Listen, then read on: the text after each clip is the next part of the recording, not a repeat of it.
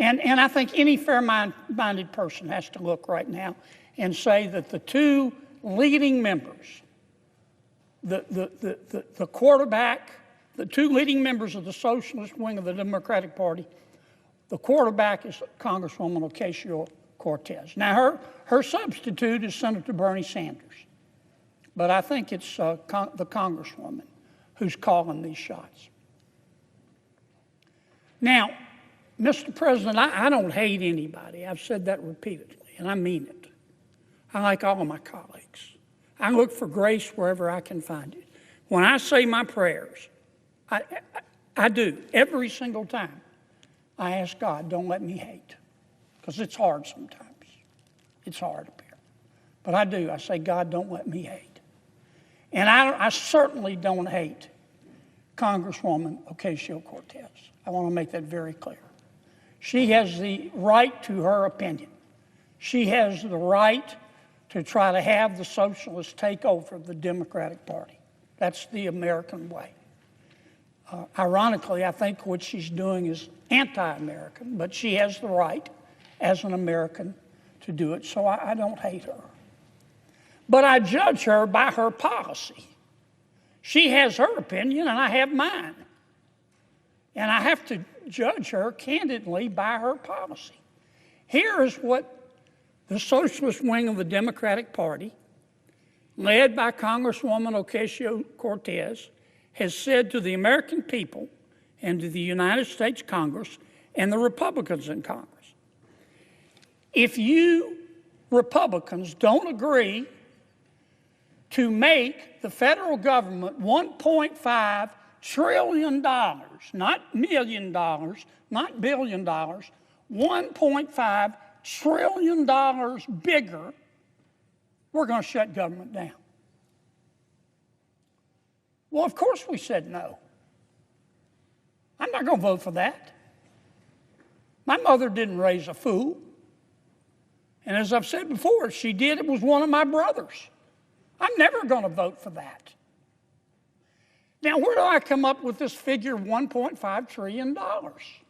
Well, the first thing that the socialists and Congresswoman Ocasio-Cortez is asking us to do is to repeal the health care reforms in the One Big Beautiful Bill. We just passed them. Here it is, Subtitle B, Health in the One Big Beautiful Bill. Now, we didn't cut Medicaid in the One Big Beautiful Bill. In fact, under our bill, Medicaid is going to increase 2% a year over the next 10 years. Now, what we did by reforming Medicaid, which Congresswoman Ocasio-Cortez wants us to reverse, we cut out the waste and the fraud. For example, we found out that there are, no kidding, I'm not just making this up, we found out that there are 2.8 million people on Medicaid who are double dipping in America. They're either signing up for Medicaid in Louisiana and Mississippi, double dipping, or they're signing up for Medicaid in Louisiana and they're signing up for the Obamacare subsidies. That's called cheating. Our bill would put an end to that. And it would save about $140 billion on 10 years. The socialist wing of the Democratic Party and a Congresswoman Ocasio-Cortez want us to reverse that. The second thing we did in our health care reforms in the One Big Beautiful Bill is to say you've got to stop lying when you apply for Medicaid. Under President Obama, we had virtually no eligibility checks. People could walk in and the Medicaid folks would say, how much do you make a year? And they could say $30,000 a year. And they'd say, okay, you qualify. Now, I trust people. I've said it before on this floor. I play cards with my friends all the time. They're friends. I cut the cards anyway. We have found, for example, just in Louisiana, we did a statistical sample of the people on Medicaid in Louisiana. Our auditors found 1,600 people on Medicaid making $100,000 a year or more. That's cheating. So our bill put an end to that.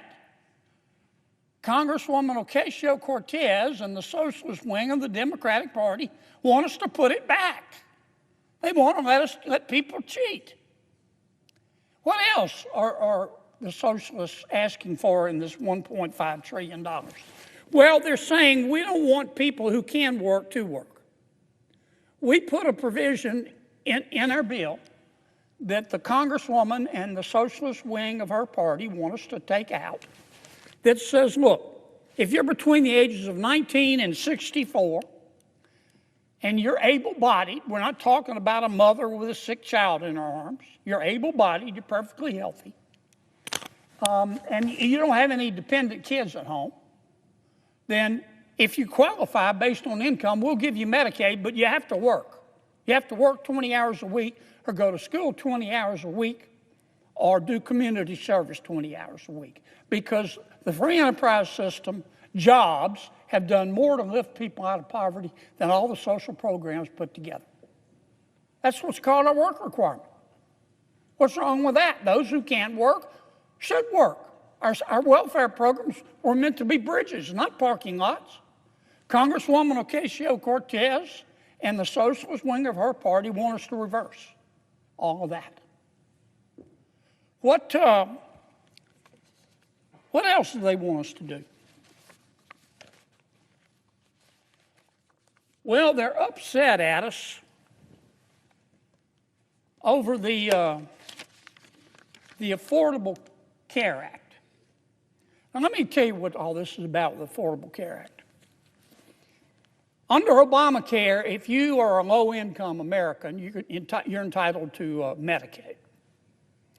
If you are a middle-income American and you have a job, then chances are you get insurance through your employer. Most people do. But if you're in the middle,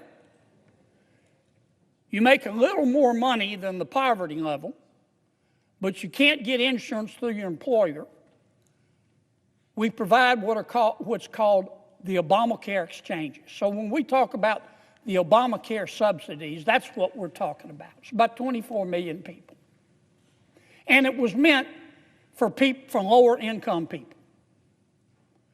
Up until 2019, it was all for low-income people. And then in 2019, without any Republican votes, President Obama said, look, we're in a pandemic. We're going to raise the limit. We're going to say there are no income limits on Obamacare paid for by the taxpayer. We've got 24 million people on Obamacare. When they raised the limits, you can make any amount of money and still get a subsidy. That added about 1.6 million people on Obamacare. Obamacare was meant for people who make from roughly $30,000 a year to $130,000 a year, families of four. Now, because President Biden raised the cap, we've got people making $600,000 a year, $150,000 a year, families making $200,000 a year, getting subsidies from the American taxpayer. Why? Because they said we needed it in the pandemic. The pandemic is over. And that's why the Democrats, when they passed the bill, put in a provision that says at the end of this year, those extra subsidies are going to end. Congresswoman Ocasio-Cortez says no. Until you agree to let them continue, to let anybody at any income level get subsidies, we're going to shut government down. That's their third demand. And that is part of the $1.5 trillion. And finally, of course, the Congresswoman is saying we want you to give $500 billion, not $500,000, not $500 million, $500 billion. We want you to give $500 billion to the Corporation for Public Broadcasting because we like what they say. Well, we just eliminated money for all forms of media in the Affordable Care Act. Now, those are the demands. Those are the demands. I'll just mention, I'll mention one more. Congresswoman Ocasio-Cortez got very, very upset, as did the socialist wing of her party, when the president sent over what's called a rescission package. Basically, President Trump just said, we want you to take some stuff out of the budget that we think is wasteful. And we did. And that upset the Congresswoman. She's entitled to be upset if she wants to. But that really upset the socialist wing of the party. And so we took out, and here's what they want us to put back in. We found that under President Biden, they were spending $3 million for circumcisions and vasectomies in Zambia. We took that out. The Congresswoman says, we're going to shut down government until you put that back in. We found $500,000 of American taxpayer money for electric buses in Rwanda. We found $3.6 million for pastry cooking classes and dance focus groups for male prostitutes in Haiti. I kid you not. I'm not making this up. It was in the budget under President Biden. We took it out. Congresswoman Ocasio-Cortez in the socialist wing, the loon wing of the Democratic Party, says we're going to shut down government until you put it back in. I'll just read you a few more that we took out. They are demanding we put back in. $6 million for media organizations for the Palestinians. $833,000 for transgender people in Nepal. $300,000 for a pride parade in Lesotho. $882,000 for social media mentorship in Serbia. $4.2 million. We took it out. The Congresswoman and the socialist wing of their party says we've got to put that back in for the open government. $4.2 million for lesbian, gay, bisexual, transgender, queer, and intersex people in the Western Balkans and Uganda. I could spend the rest of the afternoon here.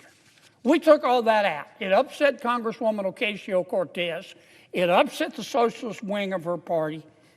And now that wing of her party and the Congresswoman are threatening all other Democrats and saying, you've got to shut that government down until we get what we want. And part of what they want is to add this kind of stuff back into the bill. And that's what this fight is all about. We're in the process of negotiating a budget with our Democratic friends. We ran out of time. The cutoff was midnight Tuesday night. That's when the clock struck midnight and the budget ran out. What we had asked for and what we're still asking for is let's continue to negotiate, we meaning the Republicans and the Democrats, for 6 more weeks and try to agree on a budget. That's all we're asking. We're not asking for any additional appropriations, any conditions, any stipulations. All we're asking for is what we call a clean CR. All we're asking for is just further negotiate. And Congresswoman Ocasio-Cortez, who has done a stellar job in rising to the leadership of her party as a member of the socialist wing. They're about to elect a socialist mayor of New York. I think Mr. Mamdani's going to win. They have said to our request, let's just continue the status quo for 6 more weeks. They said, we'll give you 6 more weeks if you will give us $1.5 trillion. That's what they're demanding. And that's why we're shut down. Now, let me say it again, Mr. President. I don't hate anybody. This is America. I sure don't hate the Congresswoman. She is entitled to her opinion, but I'm entitled to mine. And she can criticize my policy positions, but I'm entitled to criticize hers. And I'm here to tell you, Mr. President, in front of God and country, based on her policy positions that she's demanding, based on her policy positions that she is demanding, that I just outlined, $1.5 trillion of pure, unadulterated spending porn. Based on that demand, based on her policy positions. The American people are looking at her and saying, this person has single-handedly put an end to dumb blonde jokes. Because that is the craziest thing I've ever heard. Based on her policy positions, $1.5 trillion of this kind of spending porn, the American people are looking at the Congresswoman and saying, with respect, she must be bilingual. She must speak English and stupid. And that's why we're not agreeing to it. Now, I know every one of my Democratic colleagues, and I know more than half of them know better. They know what we're asking for is reasonable. I'm just asking them to meet us halfway. We're not asking for any additional provisions. They shouldn't ask for any additional provisions. And let us just open back up and continue to negotiate for 6 weeks. Don't be scared of the Congresswoman. Don't be scared of the socialist wing of your party. I suggest the absence of a quorum. Sir, would you withhold that request? Mr. President, only because Tony asked me to. I'm supposed to read this, Tony? Yes, please. Okay, you've proofed it. I ask unanimous consent, Mr. President, that when the Senate completes its business today, it stand adjourned until 3:00 p.m. on Monday, October 6th. You check those dates, Tony? That following the prayer and pledge, the journal of proceedings be approved to date, the morning hour be deemed expired, the time for the two leaders be reserved for their use later in the day, morning business be closed, and the Senate resume consideration of Cal 115 S2296. Finally, that the cloture motions filed during Friday's session of the Senate ripen at 5:30 p.m. Without objection. If there is no further business to come before the Senate, Mr. President, I ask that it stand adjourned under the previous order. The Senate stands adjourned until 3 p.m. on Monday.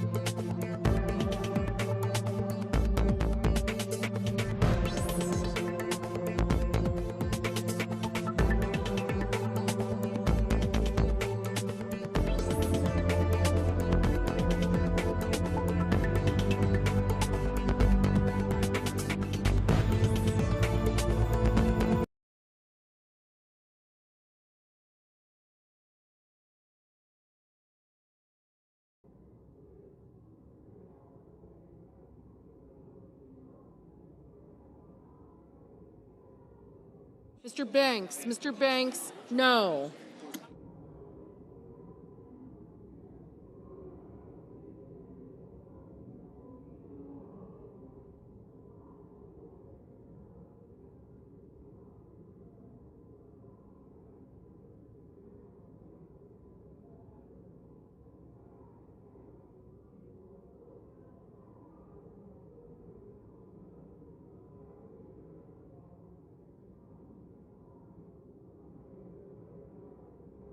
Mrs. Blackburn, no.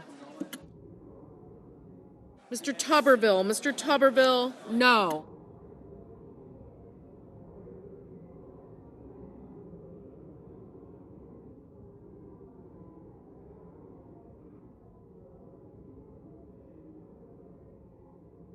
Mr.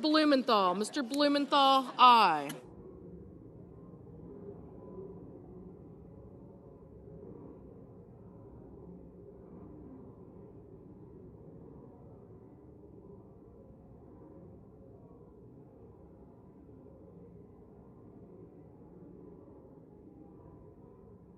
Mr. Kim, aye.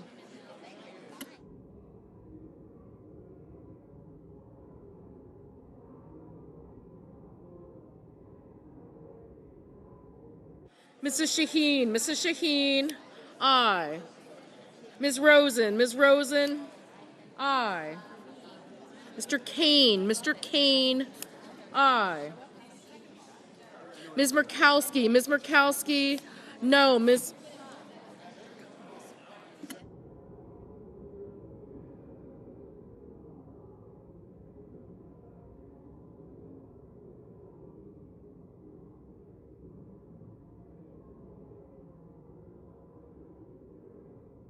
Mr. Lee, no.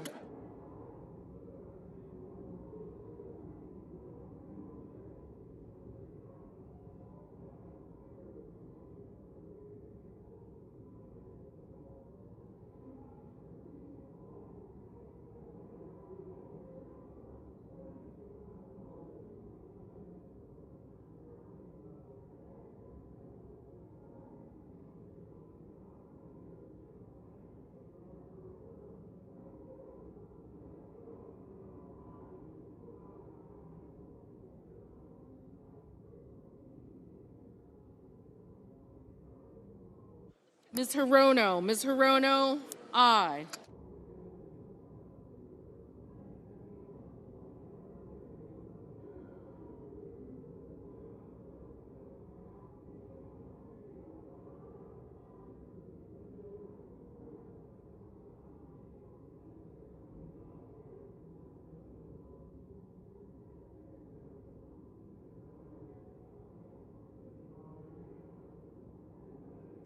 Mr.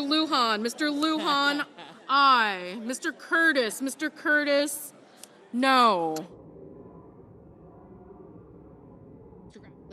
Mr. Rish, no. Mr. Grassley, no.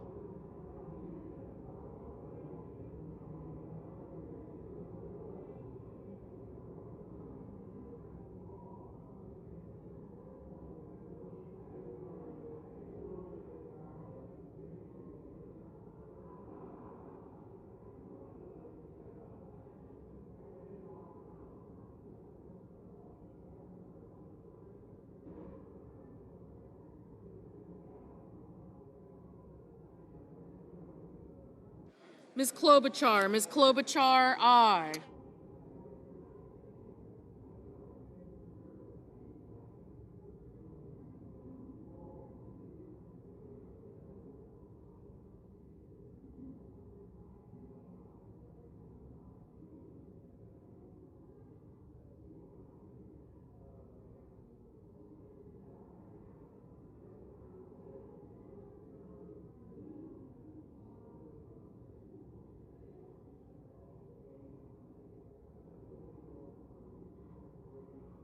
Mr. Young, no.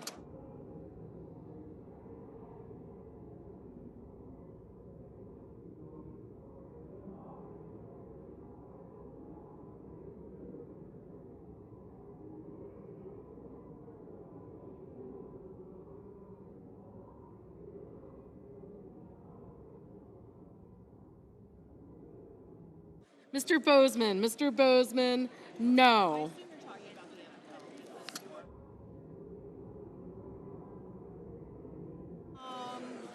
Mr. Ricketts, no.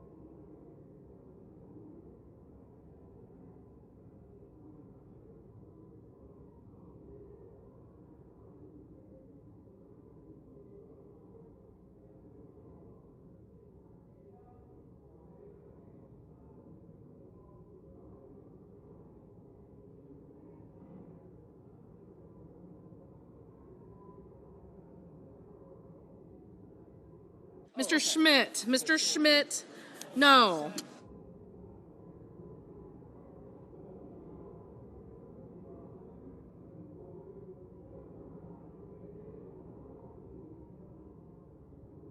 Mr. Kelly, aye.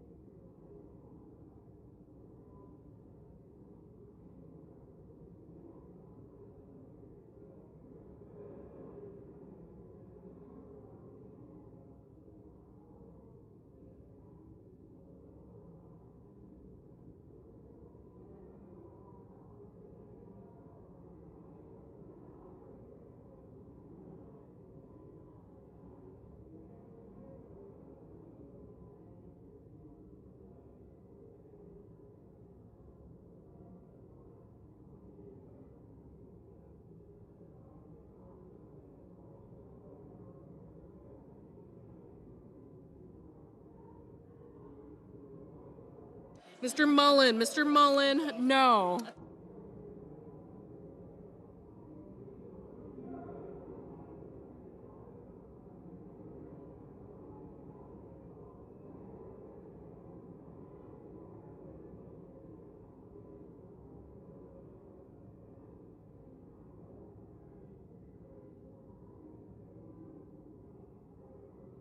Mr. Cassidy, no.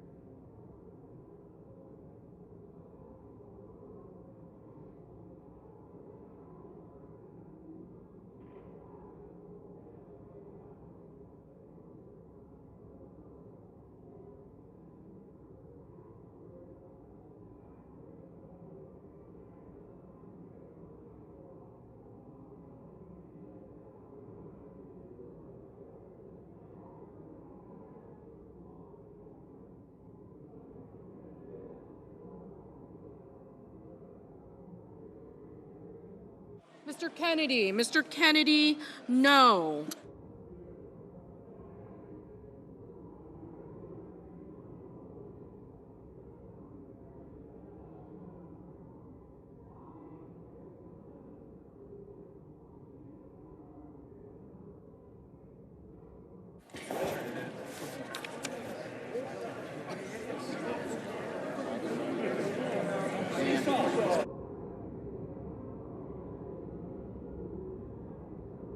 On this vote, the yeas are 46, the nays are 52. 3/5 of the senators duly chosen and sworn not having voted in the affirmative. The motion upon reconsideration is not agreed to.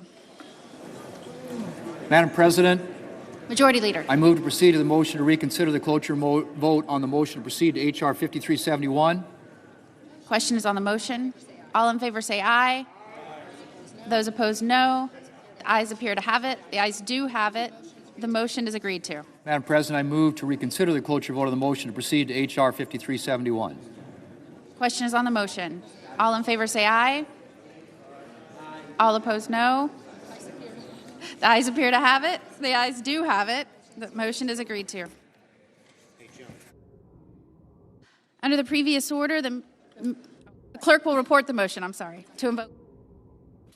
Cloture motion. We, the undersigned senators, in accordance with the provisions of Rule 22 of the Standing Rules of the Senate, do hereby move to bring to a closed debate on the motion to proceed to Calendar 168, H.R. 5371, an act making continuing appropriations and so forth and for other purposes, signed by 17 senators. Under the previous order, the mandatory quorum call under Rule 22 has been waived. The question is it the sense of the Senate that debate on the motion to proceed to H.R. 5371